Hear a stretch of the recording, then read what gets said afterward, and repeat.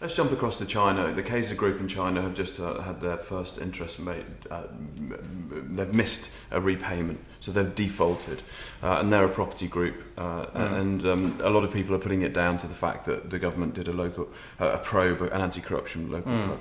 But actually, when you look at it and you look at it through the prism in which you see the world, is that a systematic of a wider malaise in China? Oh yeah, I mean China got out of the crisis simply by pressuring, as only a Communist Party government can do, the private banks and the shadow banking system to lend money massively.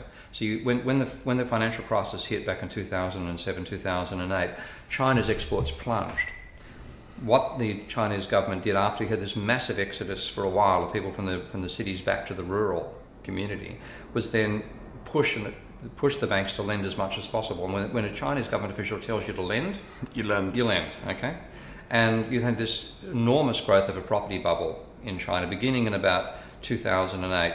Okay, it's already a bit of one beforehand, but dramatic increase in the amount of property prices coming from a dramatic increase in the level of debt. But even if you use just the published statistics that the Chinese government provides to the Bank of International Settlements, you can see that, again, I'm working from rough ballparks here, China's private debt to GDP ratio went from about 100% of GDP in 2009 to 180% last year, and it's probably past the 200% mark now.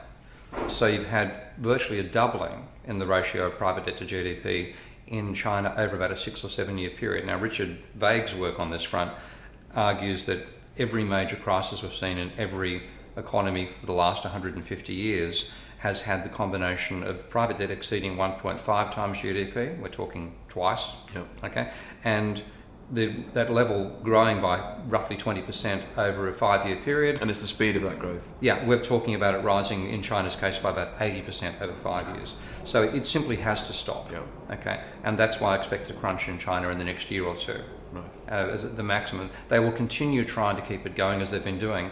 And in China, this is another thing which makes it different. Banks can't lend reserves. They don't lend excess reserves. Okay, this is one of the myths of mainstream thinking. But if you're told by an official that we want to check your reserve ratio to your loans and we're going to control the ratio of the two, and the official happens to be a member of the Communist Party with a slight amount of control over your potential to continue breathing, then it can be a regulatory mechanism. So the Chinese are dropping the reserve ratio, and therefore the banks want to lend the money. Of course, the other side of it is they've got to find willing borrowers. But they've got such huge overcapacity. That's it. Everything's overcapacity. I mean, there are ghost cities over there. And I've been inside some of those towers. I've actually been inside. You walk inside an apartment block. You find the apartment block has concrete walls, concrete floor, concrete ceiling, cables hanging out at various points where they're going to attach lights, pipes which will can carry water once they're connected to water downstairs. A lift operator who's playing on her mobile phone. You've got to knock on the lift to get the lift to come down to you.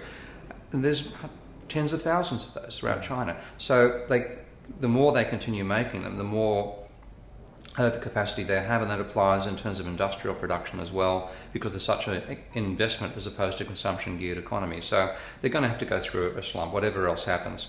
I have more trust in their capacity to do the right thing when that happens than we've done in the West, because they control the financial system in China, whereas back here the financial system controls the political system.